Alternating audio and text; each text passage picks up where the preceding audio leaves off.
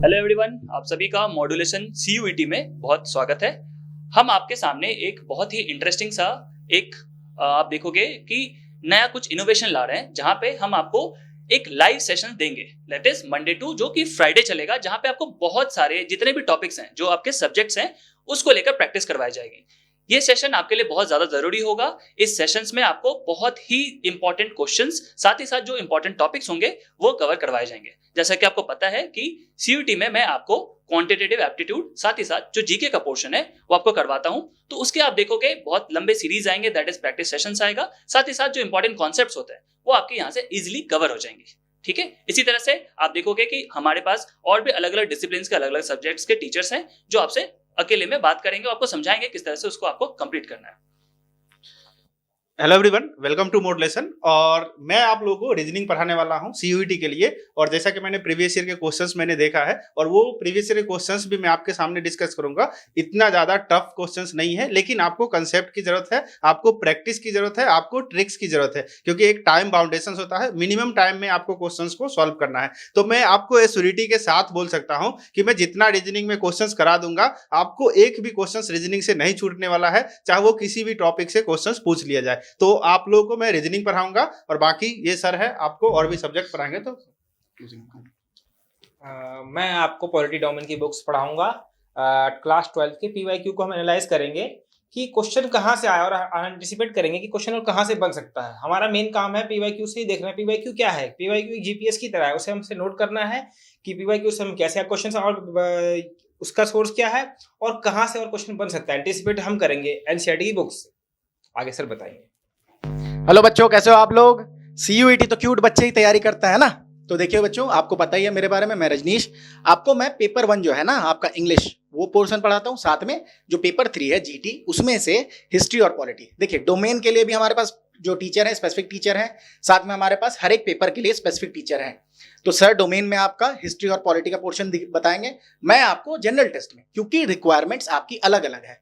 हर एक जगह पे जो रिक्वायरमेंट होती है वो अलग अलग होती है। ठीक है, कहीं पे थोड़ा डेप्थ ज्यादा है, कहीं पे रेंज ज्यादा है। ठीक है, तो हम लोग ये आपको लाइव सेशन में विल मेक श्योर कि when the exam comes and you go to take the examination, there is no question in the examination which is not seen by you.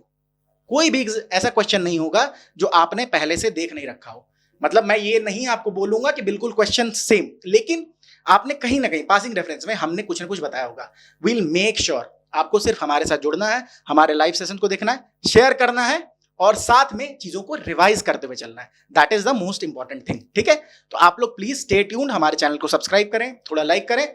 हमारे बारे में और जानकारी के लिए आप हमारे इंस्टीट्यूट के वेबसाइट पे जा सकते हैं, modulation.in पे। हमने बहुत ही अच्छे से एक पूरा कोर्स आपके लिए क्यूरेट किया है, जहां पे आपके डाउट्स, क्वेश्चंस, जितनी भी चीजें हैं, सब कुछ कवर कर रखा है। तो आप हमारे वेबसाइट को भी चेक कर सकते हैं। साथ में लाइव सेशन आपके लिए सबसे ज्यादा जो है इंपॉर्टेंट और हेल्पफुल होने वाला है, क्योंकि क्वेश्चन सर ने जैसा बताया अभी आपको कि क्वेश्चंस को हम देखेंगे, सोर्सेज बताएंगे कि कहां से क्वेश्चंस पिक किए गए हैं।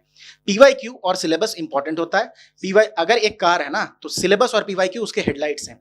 तो आपको समझना है कि PYQ में क्वेश्चंस किस तरह के पूछे जाते हैं और सोर्सेज कहां से हैं, और उसके बेसिस पे हम ये एंटिसिपेट करेंगे कि क्वेश्चंस कहां से पूछे जा सकते हैं।